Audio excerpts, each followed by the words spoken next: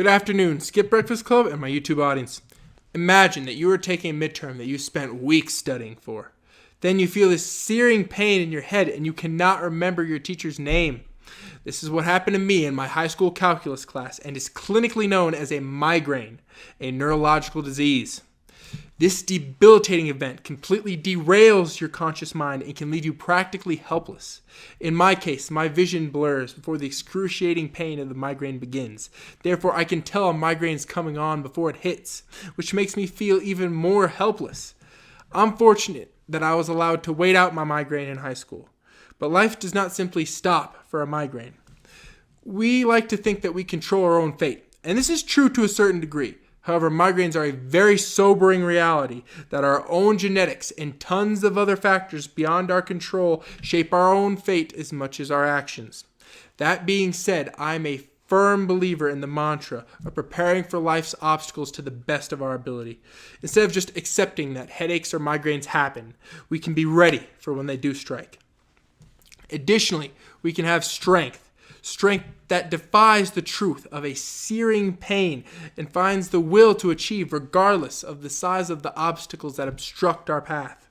Even if that obstacle is blocking our own memory, we achieve this strength through preparation. Researching migraines or whatever obstacles stand in our way and finding solutions around these hindrances is key. I will thoroughly explain what a migraine is, how we can combat headaches or migraines, and how to apply this method of preparation to other areas of your life. Before we get to solutions of a migraine, though, we must define it. A migraine is a neurological disease that is brought on by genetic, environmental, and lifestyle factors. Although a direct correlation between genes and migraines has not been identified yet, there are strong associations between variations in genes and migraines. This means that people with slightly different sequences of DNA that construct their brain have a greater chance to have migraines. We tend not to think about how our brains are wired, which is key to figuring out how a migraine works. We need to think about how stimuli, like light, can evoke a set of reactions that cause a migraine to occur. In the brain of someone with a migraine, nerves will misfire in response to stimuli, causing a decreased rate of blood flow to be sent to the brain. This is what a migraine is. It is a misfiring of the brain in which the brain does not get enough blood.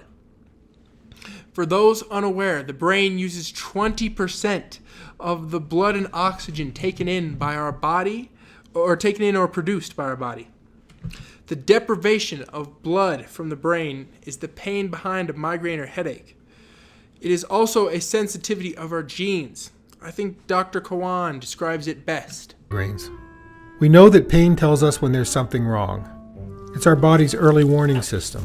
But when the system is too sensitive, it can trigger migraine. That sensitivity is inherited. It's in our genes. It would also be remiss not to discuss the other types of migraines. Ocular migraines are a condition where the blood vessels located in the optic nerve constrict and dilate, resulting in visual distortions. This image accurately displays how people with ocular migraines see. They see an aura, basically a distortion or loss of sight in one or both eyes. I like to have the analogy of multiple people waving their hands in front of your face. Can you see? Yeah. Can you see barely? With multiple, I mean like upwards of 8. Can you see barely? But you can't really make sense of your surroundings. If an ocular migraine strikes someone who is operating a vehicle or heavy machinery, they should instantly stop or get to a place where they can safely let the migraine pass. These migraines could be deadly since the person affected by them cannot see or their sight is greatly impaired. Do not take ocular migraines lightly, as I've almost gotten in a wreck thinking I was fine when an ocular migraine occurred when I was driving. Migraines can be triggered by visual stimuli, foods, light sensitivity, changes in temperature surroundings, changes in sleep or diet, caffeine, and stress. With so many trigger factors, one might wonder how to combat migraines. The best preparation is often mental.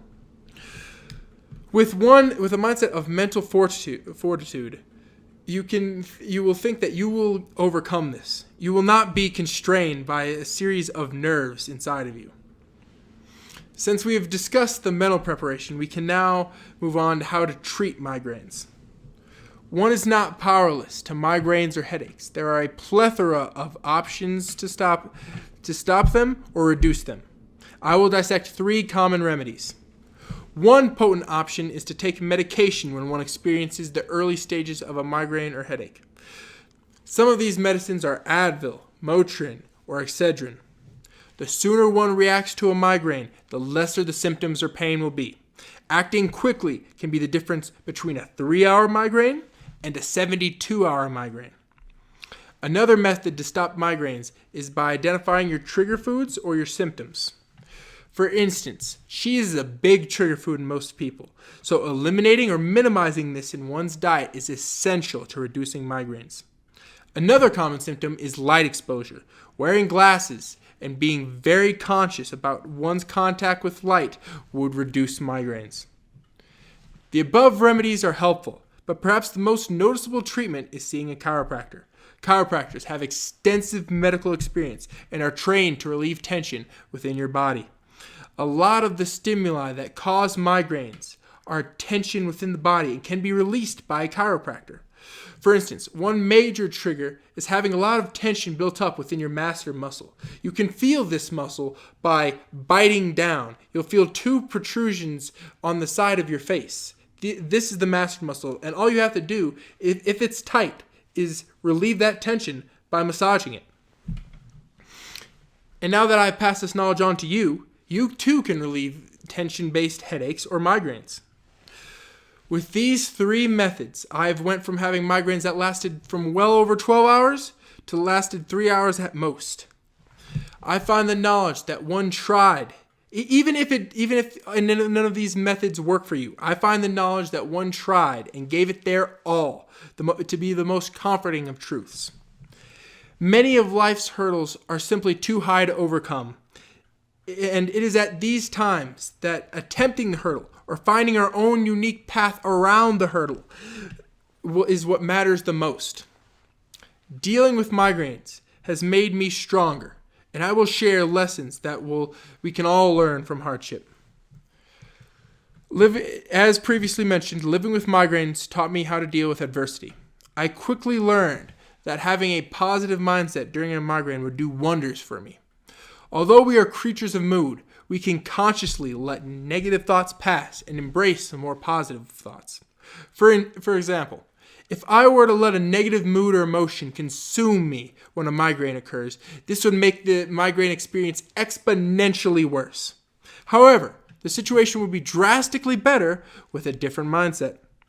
If I just accept that this is part of my biological nature and ease into the migraine with relaxing music or with an audiobook, I'd be making the best of what I was given.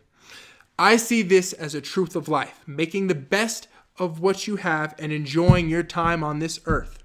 Because we have too short of a time to let our days be consumed by moods. Another truth of life is accepting your helplessness and the things you cannot control. You will drive yourself mad, expanding energy at events like migraines that are beyond your control. Learn to let go of your control in these areas and admire the brilliance of life and accept the ugly realities that come with it. But balancing this with a mindset that also acts on things that you can control is imperative.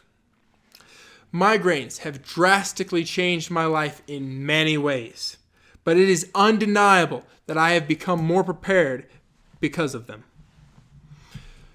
Migraines are a neurological disease that force the patient to prepare for the ensuing storm they will bring.